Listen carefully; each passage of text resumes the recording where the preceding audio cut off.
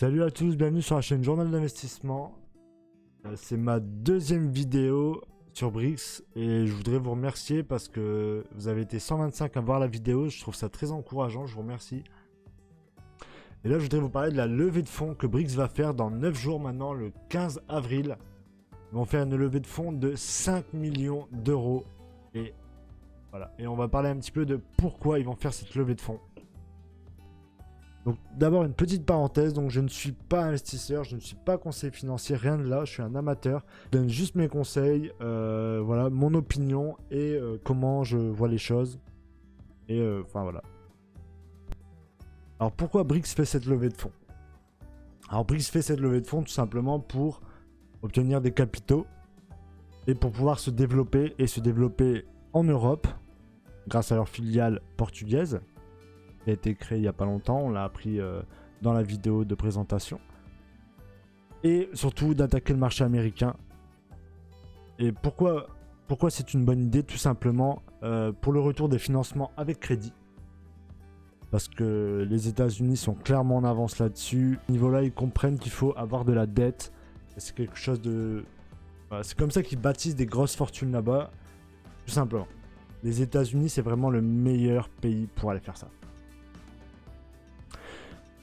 Des biens plus exotiques, bah oui, parce que du coup, on va pouvoir acheter au Portugal, on va pouvoir aller acheter en Espagne, peut-être même dans les pays de l'Est, aux États-Unis, des belles villas à plusieurs milliers de dollars et tout ça. Donc, ça va vraiment permettre d'aller sourcer encore plus de biens parce que c'est vrai que la France, moi, dès que j'ai entendu parler de ce projet, je me suis dit, c'est bien, mais quand il va y avoir du monde, ça va être compliqué la France, ça va être compliqué de toujours trouver des immeubles de rapport et tout ça.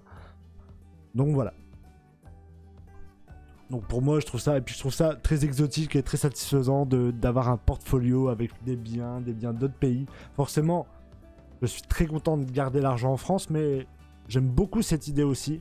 Après, libre à vous d'investir où vous le voulez. J'espère juste qu'il y aura toujours des biens français. J'espère qu'il y en aura juste beaucoup plus.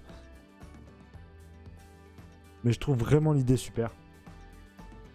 Donc, je trouve vraiment que c'est une grosse opportunité parce qu'en dehors d'une plateforme qui est similaire à Brix aux États-Unis, il n'y a pas réellement de précédent. Donc du coup, c'est très très dur de l'évaluer. Et quand c'est dur d'évaluer un bien, on le dévalue. Donc voilà, comprenez que c'est une opportunité complètement folle. Donc je trouve que c'est vraiment une très grosse opportunité dans le sens où il n'y a aucun fonds d'investissement qui pourra entrer dans le jeu avant au moins 6 mois. Donc du coup, c'est un beau cadeau que Brix fait à sa communauté, je trouve. Dans le sens où on va pouvoir investir et ça va forcément prendre beaucoup de valeur. Dans le sens où ils sont encore en phase d'expansion. Ça ne va pas stagner avant un très long moment. Il y a un moment donné où Brix va stagner, mais c'est clairement pas maintenant. Donc ça va être la possibilité d'obtenir des actions de Brix pas chères par rapport à leur valeur future. On voit un petit peu le plan de Brix sur le long terme, comment se développer. Donc je trouve que c'est très intéressant d'y jeter un petit coup d'œil au cas où vous voulez tout simplement investir dans Brix. Alors en premier, c'est forcément l'appli mobile qui est très demandée, c'est tout à fait normal. Ça, on va pas en revenir là-dessus.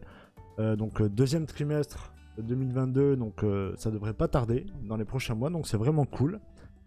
Troisième trimestre de 2022, l'ouverture de la filiale au Portugal, Espagne et Belgique. Donc ça, c'est vraiment cool. Ça va permettre d'aller sourcer beaucoup plus de biens. C'est vraiment super.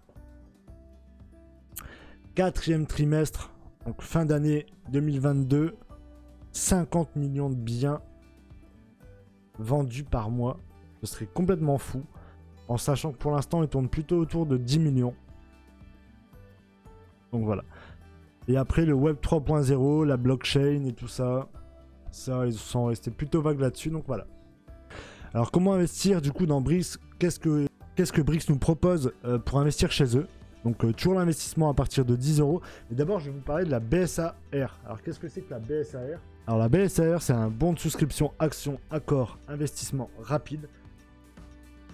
Concrètement, le mécanisme BSAR permet à une startup de lever des fonds. En contrepartie, la startup donne un bon de même valeur. Le bon donnera le droit à un nombre variable d'actions déterminé selon la valorisation retenue dans plusieurs mois à l'aide de fonds d'investissement. Donc en gros, les fonds d'investissement vont arriver d'ici 6 à 24 mois et c'est eux qui vont déterminer la réelle valeur de BRICS en matière de bourse. Si je mets 100 € dans BRICS et qui détermine le prix de l'action à 50 €, j'aurai 2 actions de BRICS, tout simplement. Bon, donc voilà. Donc il y a 2 manières d'investir dans BRICS. Il y a la souscription en royalties. Donc c'est un investissement rapide qui se fera à partir de BRICS. Donc, toujours sur le modèle de BSAR. Donc voilà, les règles sont simples, c'est un investissement à partir de 10 €, les liquidités sont fluides, et c'est comme acheter un bien sur BRICS, c'est exactement la même chose. Il n'y aura pas la réduction fiscale, et on n'a pas de pouvoir de gouvernance.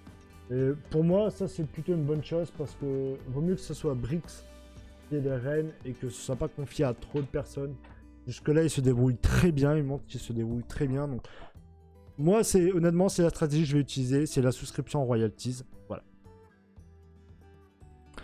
Et après, il y a la souscription en action. Donc là, vous ne souscrivez pas grâce à une holding, mais grâce à vous, tout simplement. Donc là, il y a la réduction fiscale possible.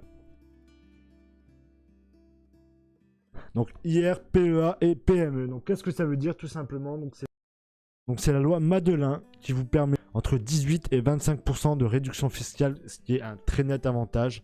Le problème, c'est au niveau de la revente. Parce que là, c'est une action et en gros, là, il n'y aura pas la possibilité que BRICS rachète ou voilà, ce ne sera pas la même liquidité, on va être bloqué plus longtemps. Et en gros, il faudra attendre qu'un investisseur arrive, veuille acheter vos parts pour que vous puissiez quitter l'aventure. Mais en revanche, voilà, il y a plein d'autres avantages, donc il faut choisir sa stratégie. Je pense pour ma part que par rapport à la communauté de BRICS, je pense que c'est la première option qui sera la plus populaire. Surtout que l'investissement est beaucoup plus lourd. Voilà, j'espère que la vidéo vous a plu. C'était une vidéo assez rapide, juste en réaction de ce qui s'est passé sur BRICS.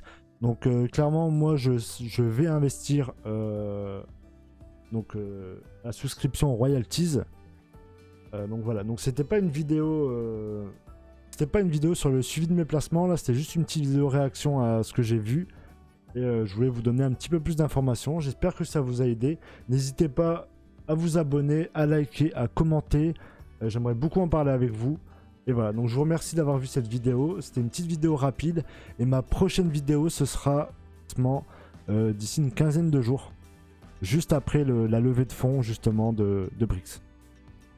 En tout cas, je vous remercie beaucoup du soutien que vous m'avez déjà apporté sur ma première vidéo.